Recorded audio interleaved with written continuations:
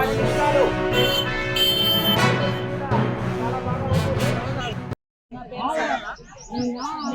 మారుమూల నుంచి వచ్చాము. దగ్గరలో ఉంటున్నాం కానీ ఈ మధ్యలో ఎక్కువ వస్తుంది. ఇంతకుముందు కంటే ఈసారి చాలా అన్నదానం కానీ పూజలు కానీ అన్ని బాగున్నాయి. ఇప్పుడు బసెస్ కూడా వస్తున్నాయి కాబట్టి ఎక్కువ భక్తులు రావడానికి అనుకూలంగా ఉంది. వాటర్ సప్లై కూడా బాగుంది. బస్సు రావడం వల్ల ఎక్కువ ఈ సంవత్సరం చాలా ఎక్కువ వచ్చింది. టారిఫ్స్ ఒకటి పెట్టిస్తే ఇంకా ఎక్కువ భక్తులు రావడానికి అవకాశం అంటే డెవలప్మెంట్స్ ఎక్కువ పెరిగే కొద్దీ జనాలు ఎక్కువ రావడానికి ఆసక్తి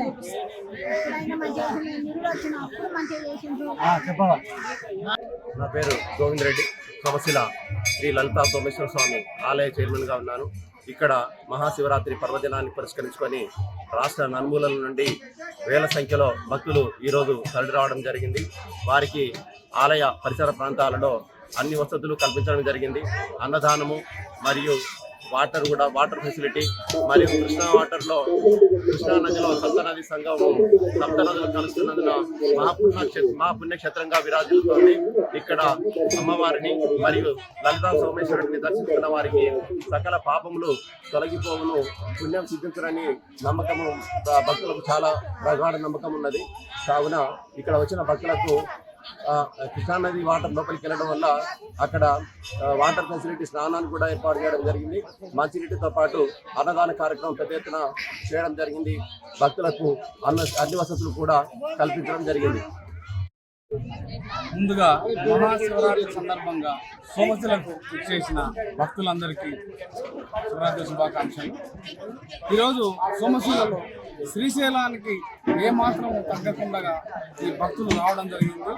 అలాగే దేవాలయ కమిటీతో పాటు ఈ గ్రామ యూత్కు కొన్ని కార్యక్రమాలు అప్పచెప్పడం జరిగింది. అందులో భాగంగానే భక్తుల సహకారంతో 13 క్వింటాళ్ల బియ్యాన్ని వండి భక్తులకు అన్నదాన కార్యక్రమం చేపట్టాను. అది ఉదయం 11 గంటల నుంచి ఇప్పటి వరకు నిరంతరంగా సాగుతుంది. ఆల్రెడీ 10 క్వింటాళ్ల బియ్యానికి దాదాపుగా అయిపోయినది. ఇప్పటికీ సుమారుగా 30,000 మంది భక్తులు దర్శించుకున్నారు. వీళ్ళందరికీ ఎలాంటి ఇబ్బందులు లేకుండా కొన్ని వసతుల కార్యక్రమం ఏర్పాటు చేయడం జరిగింది. వాళ్ళు ఎండలో నిలబడకుండా కొన్ని కార్యక్రమాలు, కానీ ఇంకా దీన్ని చేయాలి. పిల్లలకు ఈ దేవాలయ కమిటీ ఊరు పెద్దలు మేము కూడా కలిసేసి కొన్ని బాధ్యతలు అప్పగించి దీనికి ముందు ఒక డిజైన్ చేసి ఆ దేవాలయంలో ఒకరికి ఈ బాధ్యత, మరొకరికి ఆ బాధ్యత, కొంతమందికి ఈ బాధ్యత అప్పచెప్తే మరింత సక్సెస్ఫుల్గా సాగుతుంది. ప్రస్తుతం కూడా సక్సెస్గా సాగిపోతుంది. కాకపోతే చిన్న చిన్న లోపాలు ఉండవచ్చు, ఎక్కడ జరిగినా ఉంటాయి. దాన్ని మనం వేలెత్తి చూపాల్సిన అవసరం లేదు. కానీ ఈ వాలంటీర్స్ పిల్లలకు దేవాలయ కమిటీ నుంచే కొంతమందిని 100 మంది యువకులను మా ఊళ్ళో ఉండే 1500 జనాభా దాదాపుగా 500 మంది యువకులు వచ్చిండ్రు. ఇప్పుడు ఈ యువకులంతా చదువుకున్న యువకులు, కొత్త తరం వాళ్ళు, కొత్త యువత ఈ దేవాలయానికి, ఈ గ్రామానికి ఏదో ఒకటి మంచి చేయాలనే మంచి సంకల్పంతో, దృఢ సంకల్పంతో ముందుకు వస్తున్నారు. వీరందరికీ నిజంగా ఈ పెద్దల చేయూత అందించాల్సిన అవసరం ఉంది. ఇలాంటి ఇంకా 400 మంది వచ్చినా కానీ 1,00,000 మందికి ఒకరోజు వసతి కల్పించి ఒక సౌకర్యం చేసేటువంటి కెపాసిటీ ఉన్న యువత ఈ ఊరిలో ఉంది. వీళ్ళందరికీ వచ్చే సంవత్సరం దాదాపుగా దేవాలయ కమిటీతో మాట్లాడి ఒప్పించి మినిమం ఒక 100-200 టీ-షర్ట్లు, డ్రెస్ కోడ్ ఒకటి ఏర్పాటు చేసి ఎక్కడ డ్రెస్ కనిపిస్తే అక్కడ వీళ్ళు దేవాలయానికి సంబంధించిన వాళ్ళు, ఊరికి సంబంధించిన వాలంటీర్స్గా గుర్తింపబడతారు. అప్పుడు మరింత గుర్తింపు వాళ్ళకు వస్తుంది. ఈ డ్రెస్ కోడ్ వాళ్ళు చెప్పిన పద్ధతిని వచ్చిన ఈ భక్తులు నువ్వు ఎస్ఐ రాని, సిఐ రాని, ఎమ్మెల్యే రాని వాళ్ళు వాలంటీర్స్ మాటను తప్పకుండా పాటించే అవసరము ఖచ్చితంగా ఉంటుంది. కాబట్టి నేను చెప్పదలుచుకున్నది ఏంటంటే ఈ భక్తుల సంఖ్య ఇంకా పెరుగుతుంది, ఇంకా పెరగాలి. దీనికి సంబంధించిన వసతులకు ఈ ప్రభుత్వ పరంగా మేము ఈ దేవాలయానికి మేము ఆశిస్తున్నాము. ఇందులో నీడకు కానీ, నీళ్లకు కానీ నిల్వ నీడ లేక కొంత ఇబ్బంది పడుతున్నారు భక్తులు. ఇది వాస్తవాన్ని అందరూ ఒప్పుకోవాలి.